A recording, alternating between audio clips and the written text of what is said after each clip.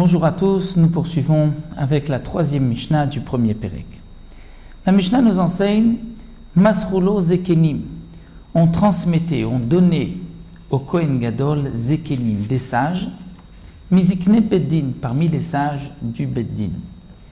Vekorim Lefanav, et il lisait devant le Kohen Gadol pendant les 7 jours que nous avons vus dans la première Mishnah, qu'on séparait le Kohen Gadol 7 jours de sa maison.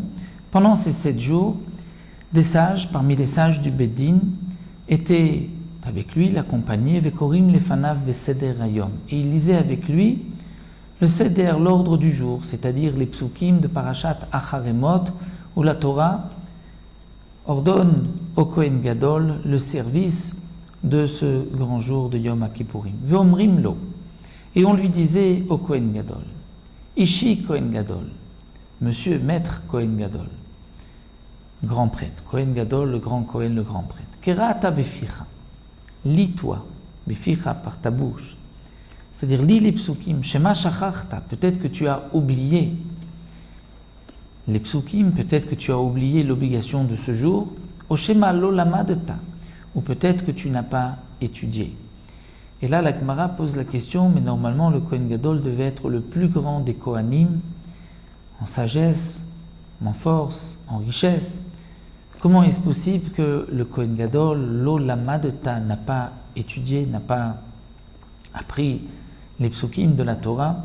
Et la Gemara nous explique que c'était à l'époque du deuxième Beth Amikdash, du deuxième temps, où les Kohanim n'étaient pas tous des tzadikim, ils payaient pour être Kohen Gadol, et donc il arrivait effectivement à cette époque-là que le Kohen Gadol ne connaissait pas les halachot, les simples lois de ce jour-là.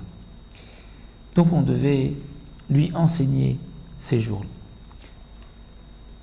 Erev Yom Kippourim, donc là nous avons vu les 7 jours, mais la veille de Yom Kippourim, Shacharit au matin, Ma'amidim oto b'sha'ar ha-mizrach, on plaçait le Kohen Gadol à côté de la porte de l'Est, c'est-à-dire l'entrée du Beth Amikdash, Uma'avirim lefanav parim ve'elim urvasim, et on faisait passer devant le Kohen Gadol parim des taureaux, des elim des béliers, urvasim des moutons, des brebis. Pourquoi? Kedesh yeh makir veragil ba'avoda, afin qu'il puisse connaître veragil et qu'il ait l'habitude ba'avoda du service, c'est-à-dire que lorsque passait une bête devant lui, il se rappelait à ce moment-là toute la avoda, tout ce qu'il devra faire le jour de Yom Kippourim, puisqu'il a, comme nous le verrons aussi, un par, un taureau à sacrifier, aussi un haïl, un bélier, et des kevassim, des brebis.